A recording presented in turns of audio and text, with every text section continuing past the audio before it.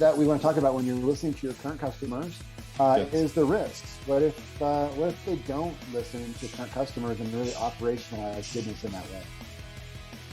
Yeah, before we just jump to the obvious risk, kind of one of the biggest thoughts I had is if I'm not listening, if I'm not staying in that pursuit of the customer, somebody's pursuing my customer. And somebody's listening to their complaint. Somebody's listening to it. Or quite frankly, if they're not listening, they're actively telling somebody.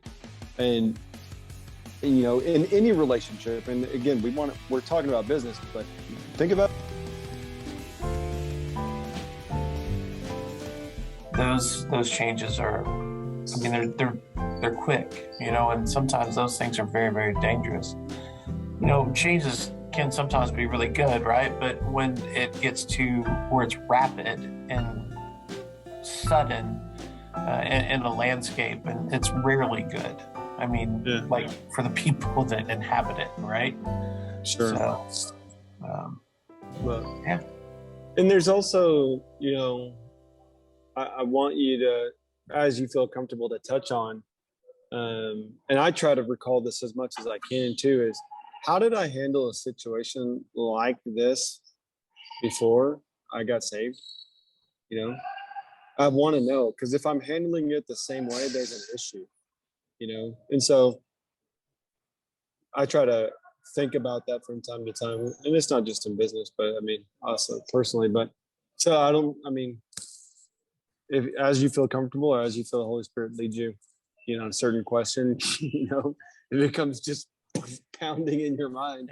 Sure. You know, it's like, you know, I used to handle like this, you know, and I've learned that, you know, Jesus has taught me to handle it this way. You know, so sure. But Jared, what's up, brother? Your camera is working.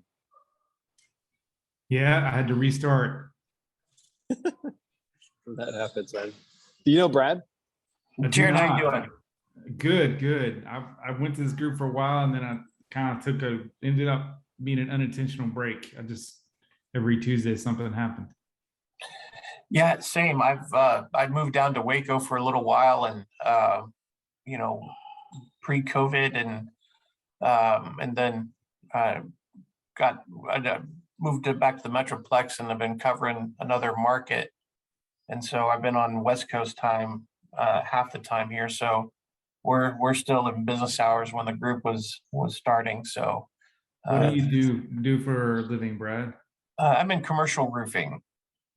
Oh, nice. So, yeah. So that's some good business. Sometimes.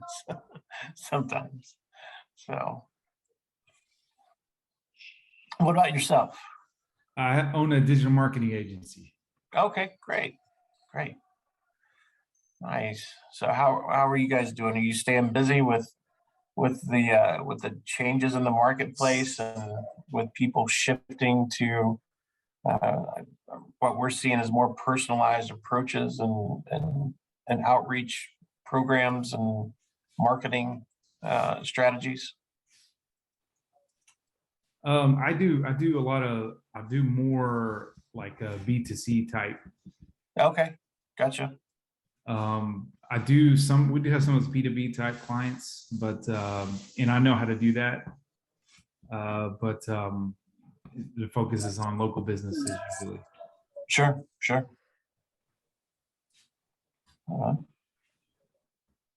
All right. Well, let's go ahead. We can let whoever wants to trickle in. Jared, will you open us up in a quick prayer, and then we'll let Brad kick us off. All right. Dear God, thank you for this time that we have together. I pray that we can learn something that you want us to learn, and that you'll just be here among us. And this can be a time where you reveal something not only about business, but about our walk in the kingdom. Amen. Amen. So, Jared, what we've been doing, so I don't know if you know, but Brian took a sabbatical for this semester of the group. And yeah, you told me. And so he's down until January. And so I really felt led to bring on individuals in business that I feel are leaders, number one, and that I feel like have something to say in this season. And so 2 weeks ago, we had a VP of finance who came on and just talked about kind of the grind in finance and kind of the longevity and staying that course. And I really felt for a long time that to ask Brad, number one, but then also I had a topic for him, just because it seems like every time I talk to him, we're either talking about this topic or we're talking about how others aren't handling it very well in some capacity. And the topic is change. And so Brad was kind of alluding to it earlier before we went live and started recording and some of that stuff, but that he deals with change, and just his industry is so effervescent with it. It's just happening all the time, whereas some industries just don't change. And so I kind of wanted to let that kind of permeate our talk tonight, is just kind of, how does your industry change? Mine, same.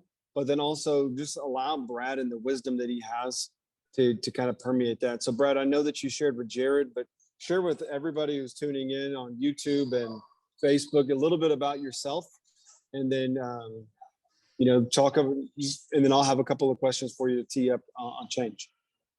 Sure. Well, first, thanks. Sorry, hold on. Things are making noise. Let me make all this thing stop. Thanks for having me. It's an honor to be here, and especially with this group. This group was one of the first groups that I was exposed to with the Gateway Network. It was a place that, coming out of a very, very dark period for me, that allowed me to begin to get connected, and for what was important to me at the time, something that was safe, right? Because this church thing wasn't very safe for me for a while, right? And so this group has a special place in my heart, and it's good to be back in the group. So thank you for that, for the invitation. But what I'm here for tonight, I guess, is to talk a little bit about change and what we're seeing in our industry, and how we how we're dealing with it. I'm in the commercial roofing industry, and in the Division 7 space, if you will, and the trades. I work for a company called Flynn. Flynn is the third largest commercial roofer in the United States. However, if you put all our North America holdings together, we are the single largest building envelope contractor in North America. It's this company is just it's impressive in what it's built in 40 years. I came to Flynn from a smaller company down in Central Texas called Johnson Roofing, and it's a family-owned corporation, and just lovely folks, and I still love them dearly. But it was time for me to come home, and this is where home is. This is where my church is, and this is where I was coming back every weekend. And I think what really sealed the deal for me and let me know that it was time to come home was change, really, right? On the heels of 2020, and when everything changed, and 2021 rolling around, and we're trying to enter into a new season. The men of the South Lake campus started this, ministry gathering. I don't know what we would call it. They call it the Dominion Group, and we met outside on Monday nights in the parking lot. And we only met for 4 or 5 times, and then it started raining and didn't stop for like 2.5 months. And we met one last night, and but what that did, it spurred some change in thinking in the church, and and that's what now we see in the South Lake campus as the community night. Those things were spawned from conversations that were had because of what a bunch of knuckleheads were doing in the South Lake campus parking lot, in lawn chairs, and so I'm really grateful to Pastor Dustin and the men of the campus that organized that and that leadership team. So, but it was all change, right? So, and it all came about because of change. What we were doing was just not going to cut it anymore. So, but back to where I'm at now, and well, I guess let's back up a little bit. And I think that's going to make more sense that, obviously, we're not burying the lead here, but in 2020, March of 2020, everything changed. Our entire world changed, right? Whether we liked it or not, everything changed. There's a lot of things that came to a screeching halt. But then there are other things sort of unexpectedly that took off like a rocket. And that was my industry.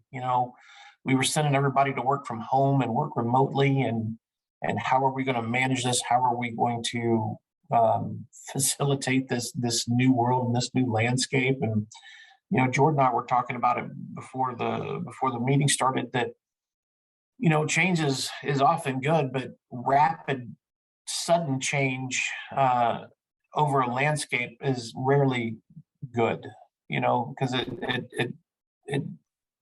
it opens up to a lot of unintended consequences and promises or problems, right? And so we saw that happen. It was good for us in a way because in our industry, hard purchases went through the roof and soft purchases went away, like dinner and movies and entertainment, right? But hard purchase, people were sitting around their house saying, hey, these windows are gross. Let's replace these windows. Or I think it's time to paint. And buildings that weren't being occupied. Well, now that these companies aren't operating in our buildings, we can do these capital improvements that we've needed to do for years and years and years, but we didn't want to disrupt business. So now we can do it. And that was fantastic for us. We were essential and, we stayed busy. The company down in Central Texas, we added, to the workforce exponentially. We added to the revenue exponentially. Meanwhile, something was happening for us in our industry. There was a massive surplus in supplies, but nobody was making things anymore in the factories because some of the factories got, sent home, and the workers got sent home and they couldn't social distance and, make insulation or fasteners or what membrane or whatever the case was, right? And it was a COVID casualty. Meanwhile, we were depleting the surplus and more was not being made.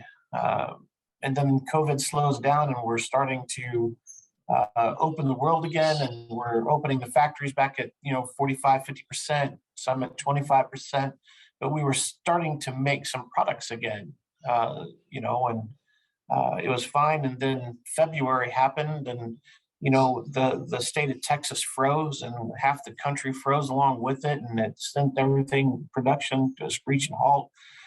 Somebody parked a big shipping container and blocked the Suez Canal for 3 weeks. And just, and all the perfect storms happened. And, we just kind of kept rocking along. We had a lot of indications that maybe things aren't really good and maybe we need to be looking out for this. Meanwhile, there was folks that, it's fine. Don't worry. It's fine. You'll be fine. I worked for Uncle Sam for a lot of years, after 9/11, and we used to joke amongst ourselves. We used to say, hey, by the time they tell us about it, it's going to be too late, right? And so by the time that we were told about the supply chain disruption, it was way too late. So I say all that to say this. We are in a season, if you will, in our industry that's different. And it's unlike anything any of us have ever seen. I've talked to people in this industry that have been in this industry since Moby Dick was a minnow. and they've never seen anything like this either, right? It's you know, we've had certain shortages of certain supplies every once in a while, but they've been very short-lived. We're putting in orders that our manufacturers are telling us you can expect an August, September delivery of next year, right? And so, like, well, that's cute. So we're used to maybe, you know, a long lead time of 3 to 4 weeks, right? Now we're talking about 3 to 4 quarters, and that's tough. That's tough, right? And that's just us. Everybody's in the same position in the construction industry. Not just the construction industry, but our company is so large. We buy a lot of things in bulk, and one of the things we buy in bulk are vehicles. And we have almost 500 brand new trucks sitting in a massive parking lot in Kansas City that don't start because we took delivery from them, but they don't have the chips. You know, so it's all the manufacturing and everything else. So there's changes that we're having to deal with that nobody was really ready to deal with them. So now it's just an everyday kind of challenge just to keep people working. So that's kind of a broad overview of it, of the things that we're facing in our industry. You know, Jordan had asked about, you know, how did we handle this, you know, prior to coming to Christ, and you know, something like this. There's, you know, when you only have 1 or 2 options, it's really easy, right? You know, if something's just not there, there's just not a lot that you can do to force or manipulate it, right? I think what we've been able to do organizationally is maybe show a little bit of grace, right? And what I found refreshing from this company is, in the leadership of this company, that we've taken this position. I should say most people have taken this position because this company is so big, right? You know, there's been some back and forth. There's been some aggressive negotiations from manufacturers, and they'll say, "Hey, if you back out, there's 8 people that'll step up to take your place," and then we have to gently remind them that it would take about 1,000 people to take our place as far as volume is concerned, right? And so we can somewhat aggressively and firmly reset the negotiation table. But, you know, there's been opportunities that when I met Jordan, I used to say, and I still do quite often, like, one of my goals is just to not be a jerk, right? I just don't want to be a jerk, right? And that's, you know, boil it down to simple sugars, just don't be a jerk, right? I think if that's a decent starting point for me. When Jordan and I first started attending this group, I was working for another national company, and I ran into something very similar, and having conversations with the leadership of another company, and leveraging positions, maybe not the most graceful way, right? And I think that there's been a sober appraisal of my life, right? And I think that sober appraisal has kind of led me with, the reality is, I've been shown grace more than I know, right? And when I have the opportunity to show somebody else grace. I've got to step out. I've got some visitors coming, and so I was hoping to be able to do the whole group, but it's not going to happen. Thanks so much for your time. It was nice to meet you, Brad. It's good to meet you, bud. All right. So, yeah. So to be able to show a little bit of grace. So I love just kind of the vulnerability aspect of everything that you're sharing, and I would love to get just kind of a couple of takes. And the first one that keeps coming to my mind is I was looking for a quote earlier, or not a quote, but more like a definition. And so I found change. So business change defined as the act of moving the company from where it is now to where it wants to be, right? And so, and I like that. Okay, that's fine. But there's a key difference between I voluntarily choose to change my company from where it is now to where it wants to be, to the outside circumstances or something like you're been sharing forces me to do that.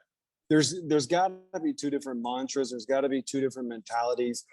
I mean, one is a positive. I mean, I'm working myself up to it. I've made a decision. I'm going to change. The other is I got to do this or else who knows what's going to happen, you know? And so I know that you've been on both sides of the spectrum. And so, you know, how do you deal with one? How do you deal with the other? What are your initial thoughts?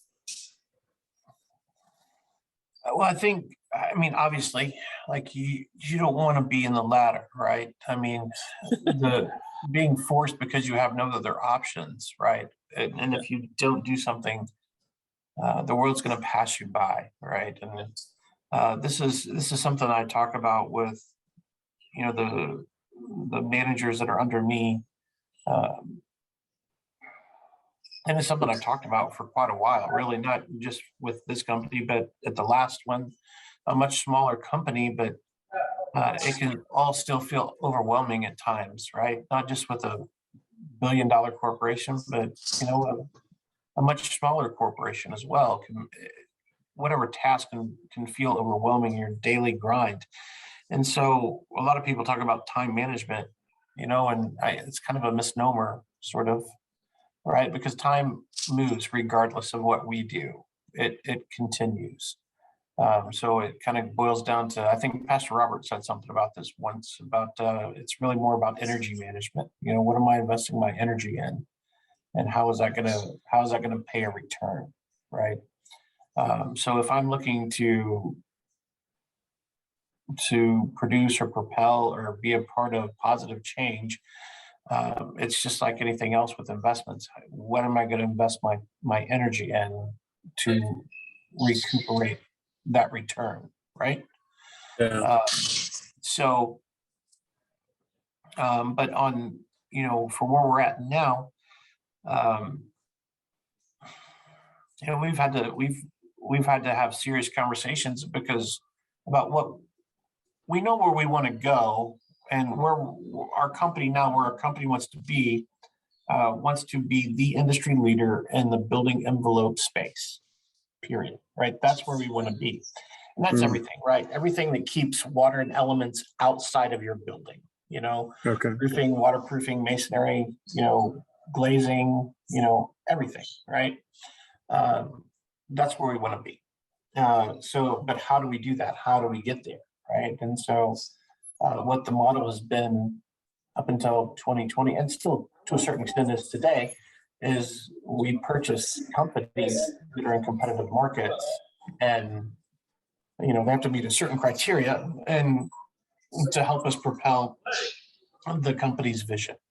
So it's just through acquisition. Yes, is how you're going to meet your goal. Absolutely. But now we're saying, hey, we may need to look at vertical integration as well, right? Instead of just horizontal, vertical integration.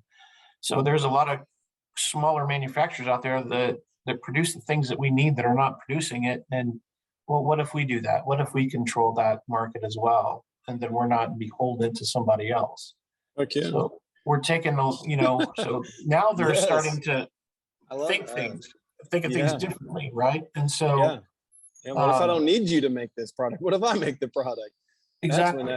That's whenever, you know, things really happen, when some real positive change, and then you can allow a potential negative circumstance to catapult you into a new area, as opposed to, for me, I see it, and I've been seeing it now for almost 2 years. It's like you're still dragging your feet. Like, why don't you just let this wind push you, as opposed to, you know, sitting there with your feet in the sand? You know, when are you going to decide to let it be in your sails? You know, and it sounds like that's what you're choosing, and I'm a big fan of that. I mean, there's, at a certain point,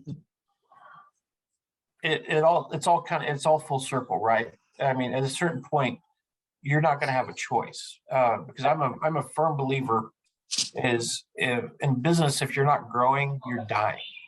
I mean, the whole get what you do what you always done, you get what you always get. That I don't think that's true any longer, because the world moves so much faster than it used to.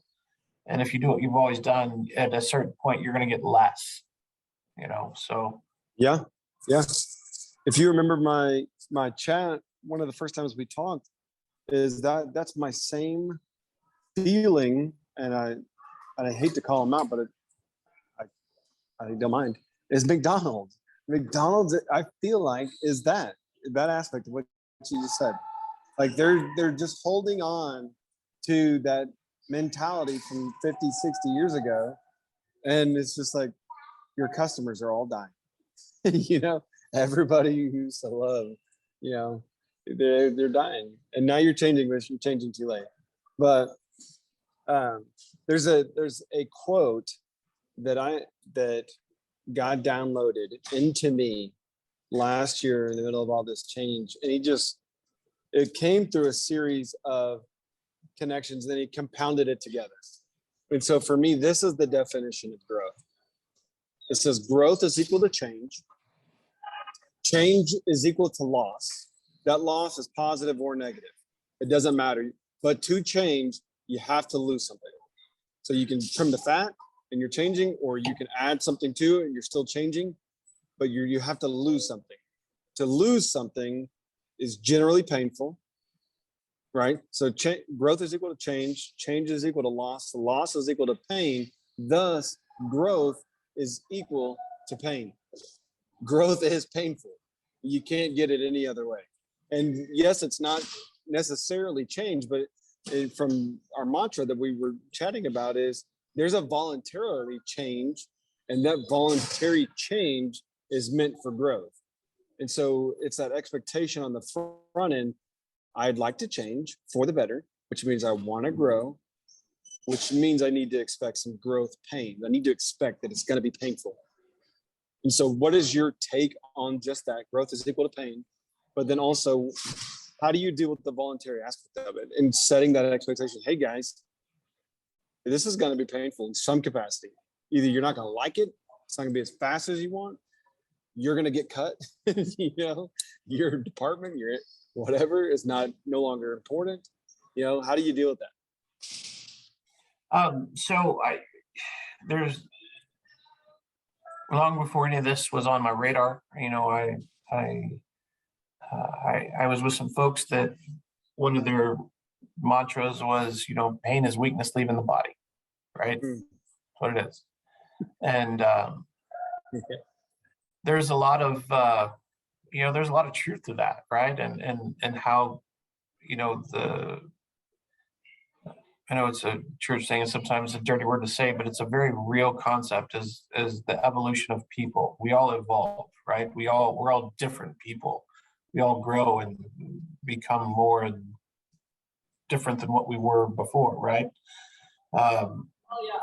And that evolution, that you're absolutely right. 9 times out of 10, that requires some pain, right? Pain's always required. I think that suffering is kind of optional, right? And I think the suffering is found in resisting the change, right? And resisting the inevitable and fighting it. And we're staring at it. Yeah, and there was one of the guy that was sort of a mentor to me years and years and years ago, and when I was kind of fooling around with my own businesses and just trying to figure out what I was going to do in the world. And he said a version of this, and he would say it a little bit different each time, but basically he would say things like, when the pain of remaining the same is greater than the pain of change, then you do something, right? So I have to be, that fear of this is going to hurt if I do this. There has to be something that says, but that pain is going to be much less than if I stay in this position and not, Yeah. right? And that always, you know, I could never, I never knew what he meant until I did, right? And until I understood it, right? Yeah. Until I was faced with those things, until I was faced with, if I don't change something somewhere, something, you know, this is going to be, this, I won't overcome this. Yeah. I think part of it is to whether it's voluntary or involuntary is just the expectation that change is going to require pain and just being comfortable with it. Like sometimes we think like, hey, I'm going to change situations. I'm going to move, you know, I don't like where I'm at, so I'm going to move. Then, well, that's a change. And it doesn't matter. Even if you think that I'm going to move from Dallas to Nashville because I want to get away from an uncomfortable circumstance, just the change in itself is going to be painful. And so I just think sometimes we have those expectations off, thinking that if I just change, if we just decide we're going to go with a different manufacturer and I just change, then there's no longer going to be this pain. Well, you're going to get a new pain. You can't not change something without getting pain, you know? And so I just think some of that is we just miss it, you know? We misappropriate it. Our expectations are way off. And so then we're kind of delusional. Sure. You know, there was personally, you know, kind of from a personal standpoint, and business and career decisions, there was a lot of misgivings for me making the move from where I was to where I am now for a lot of reasons. And one was, you know, quite frankly, there's no way to candy coat this. And there was a certain amount of it that was vanity, right? Yeah. Because for a while I'd chased titles and positions and what I thought to be prestige, right? And you know, and then I got those things that I thought that I'd always wanted. I'm like, well, I'm miserable. I am absolutely miserable doing this mess, right? And it's not even like the kind of stuff that I really want to do, right? Yeah. So I was given this opportunity, and so well, you don't have a fancy title anymore. It's like, don't care, right? Yeah. Don't care, right? Yeah. I didn't really need a title the last time, but I had one, and that was fine. But, you know, without that fancy title, I'm working on you know, my little piece of the business is probably 500 times larger than what my piece of the business was when I was in charge of all of it, right? Yeah. And so I wouldn't have been able to do that with a fancy title, right? I can do things and affect change and help more people where I'm at now than I ever could where I was this time last year. And I thought I was making a really big impact. And I thought I was doing things that really, really mattered last year. And don't get me wrong, I'm you know, we hired people, we created jobs, and that was great.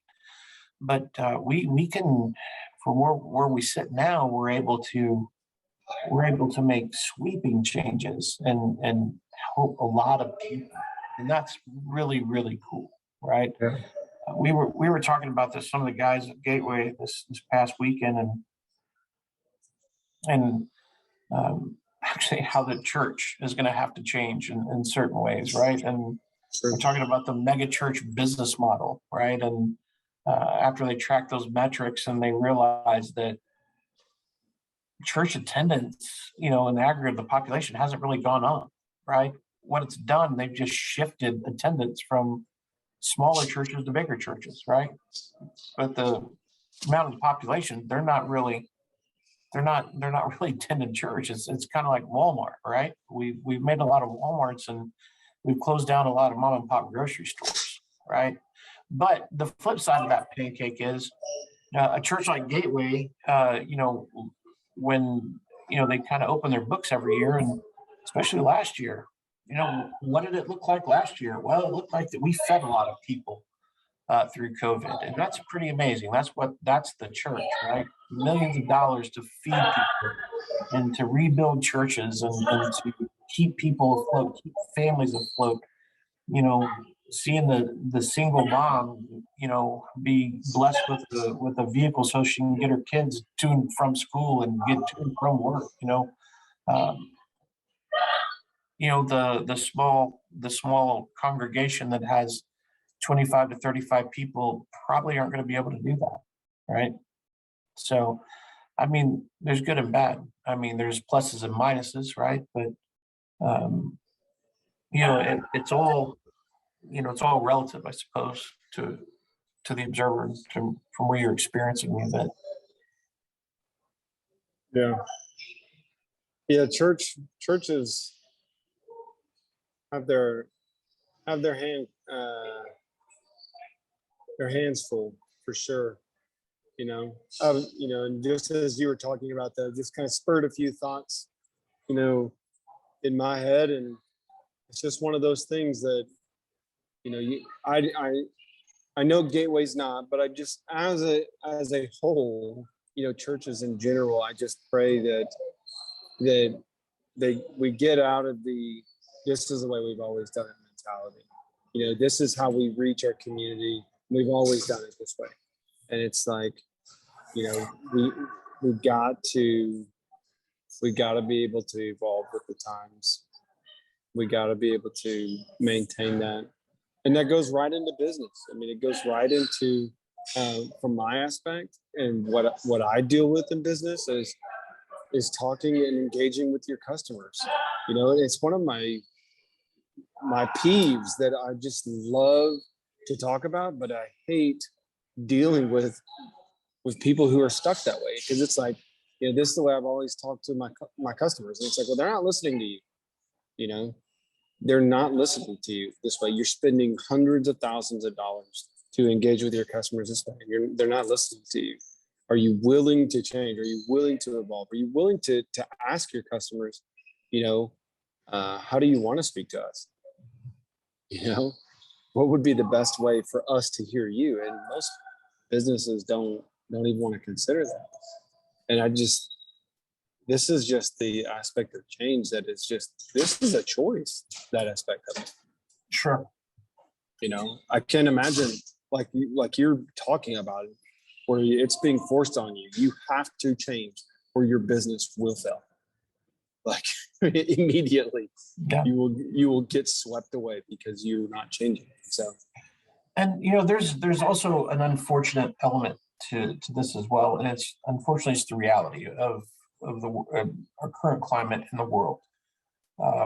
Every year in our industry, there's a list that comes out, top 100 contractors, right? And I'm looking at that list differently now. I'm looking at that list saying we can pick that company up, now for a lot cheaper than we would have been able to pick them up for last year. And I'm looking at some of these other companies saying, if we wait 4 months, we can get the pennies on the dollar, right? And it's not because that they're bad companies. These are really good companies. They're legit companies. They've done a lot of really good work for a lot of years, right? But this environment, it's not really conducive to people just easily surviving it, right? Like if I had my own business like I had years and years ago, I wouldn't survive this. There's no way I could survive this, right? This takes a lot of horsepower to survive it. That's a great kind of segue into kind of maybe one of the last topics we touch on, but like as a smaller company, like for me, obviously JL is nowhere near the size of Flynn, and what's kind of the voice of reason, or really kind of the encouragement, if there is any, to how do you have a chance? Well, because I'm not buying up anybody. Well, I think maybe tonight in your prayers, you say, God, really thank you for allowing.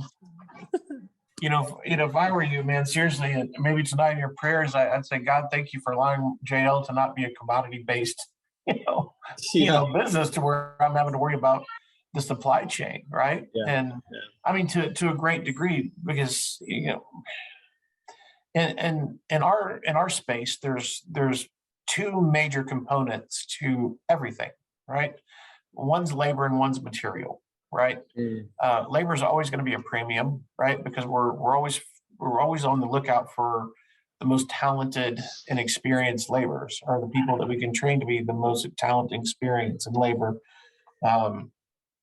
and materials, right? Because without the materials, the really talented, great laborers, they can't apply their craft, right? So it's a symbiotic relationship that exists there. But man, I think for the smaller companies, it's, you know, it depends on, I think, what space you're in and what industry you're in. But I can't help but to think and believe, like, and this isn't just me trying to give like a church answer or whatever, because that irritates me, seriously. But if we go to work every day and say, how can I serve somebody else, right? You know, how can I be of service? And how can I leave this place a little bit better than I found it, right? You know, obviously there has to be a certain amount of, we have to look out for what's important, our family and those things, right? We have to prioritize those things. But I can't help to believe that if we do what God's called us to do, and to take care of his kids, right? Then I think at some point that has to be recognized, right? Obviously by God always, but I think the people around us, right? The people around us. But I think sometimes with that, some hard decisions, like you were talking about earlier, they have to be made, and hard conversations have to be had, right? And some of the people, we all have these people in our lives, and they're not bad or anything else. They're just maybe not right for us at a certain time in our lives, right? And they're the people that view you as, well, you get up and go to work every day, you must be rich. Like, no, I'm not. You know, just like you, I'm just trying to, I'm, you know, one foot in front of the other, right? And so we all have those people that come to us that maybe view us as an ATM, or that just want to take and take and take and take and take. And man, we can give and we can be of service, but maybe instead of giving them money, we can give them prayers, right? You know, and offer them, hey, maybe refocus this way, you know, and to really truly be of service, right? Because if I just give somebody a few dollars and it really doesn't solve anything, I've put a Band-Aid on a gunshot wound, right? I've not been of service, and times I may be hurting people more than I'm helping people. So 9 times out of 10, I think it's always good to counsel with others too, right? A fresh set of eyes and ears on a situation. Because sometimes when we're in the weeds, it's really difficult to see 500 feet above in an objective view of a situation. And so that's where I like to stay at a minimum of 500 feet above this, you know, the landscape. Maybe see a little bit more than just what's right in front of me. And ideally, you know, at 20,000 feet, you can see a lot more, right? And you're not susceptible to, you know, certain things that you are down on the ground. Yeah. I have kind of 2 closing thoughts, and I'm not sure where they're going to go, but I can't get them out of my mind, so I'm going to roll with it. So one is a Conrad Hilton quote. You know who that is? Yeah. Yeah. So for those of you who don't know that are watching and streaming, Conrad Hilton is obviously the founder of Hilton. And he had, I think, 6 or 8 hotels that he had in Texas and New Mexico right before the Depression hit. Depression hit, and he's about to lose everything. He's going bankrupt. And one of his bellboys gives him like $250 or something like that in the Depression for him to get by is what the Bellboy gave it to him for. He takes that $250 and goes down to Galveston and buys himself like he does like a merger with this other company to kind of float some capital over to buy him an extra like 2 years to kind of keep going. And they asked him, like right in the middle of this, why would you do that? Why would you take on this debt and this merger and all this and give away some things, in this season? And his response, and whenever I heard this, it was one of those like moments like, Jordan, you need to remember this. But he said his response to that question was, this is a presumptuous and outrageous time to dream. That was his response. And I was like, yeah, yes, like, thank you. COVID right now, when things are going on right now, is a presumptuous, like an outrageous time to dream. But somebody is electing to dream. And I want to be one of those people, and I think you do too. Like I don't have to just get by. I don't have to just float around. I can choose to get in after this. And so I just had to share that quote with you. Had you heard that quote before? Yeah. I have. Man, I swear it changed my heart. Like it just really captivated me. And I just loved the fact that he did that. And then one final thought on change. A lot of times we've talked about a couple of times that we want to voluntarily change. And so I heard this study on trees that were in kind of the Redwood National Forest. And they talked about these old trees that have been there a long time and that are really tall and have real big foliage covers at the top. What they do is they hinder the growth of the trees next to them and around them. But what they're doing is they provide shade, and they're providing a vital necessity. And what happens is the trees, and this is so crazy, the trees that choose not to receive the vital shade and choose to try to force their way up, right? And try to grow even though circumstances aren't right for them, end up not having a strong enough trunk to whenever they do get up high enough, they end up blowing over, right? And so they're talking about the trees that withstand are the trees that in the season of it's not a great time to grow, right? Then what they do is they widen their trunk in that season. Why waste my energy growing up whenever I can just widen my base? And then at the moment, they've been studying it for a long time, but they say the moment one of these big trees topples over and there's room, that these trees that have been growing their base will grow exponentially up because it's the right time. And I just wonder how many businesses have been preparing the right way and, just realize, I'm going to grow my trunk. I'm going to grow my foundation. I'm going to grow this way when everybody was trying to grow exponentially prior to COVID and maybe falling or making bad decisions. And now they're in this position where they're just skyrocketing. But like it sounds like Flynn's doing, Yeah, they have. They absolutely have. Kind of going back to that list I was talking about earlier, though, but they're kind of, some of those companies have not, right? And that's why we're looking at them the way we're looking at them. Yeah. I'd say the people that are in charge of the acquisitions, definitely not me, right? But yeah, so that's, man, those are profound things, right? And and I thank you for reminding me of those things. So those are things I'm going to take with me for the rest of this, definitely for the rest of this quarter, because these are all the conversations that we're going to have, because we're getting ready, start gearing up for forecasts for 2022, and what is that going to look like, and beyond, and so. But yeah, man, this, I think maybe for us as individuals, and I don't know if you caught Tim Ross's message this past weekend, but I guess sum it up in 3 words, right? Pray for more. Pray for more. You know, and the message was about not limiting.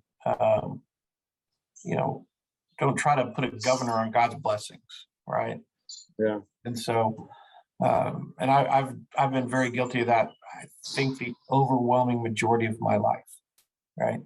And so, maybe for us as individuals and us in businesses is pray for more, but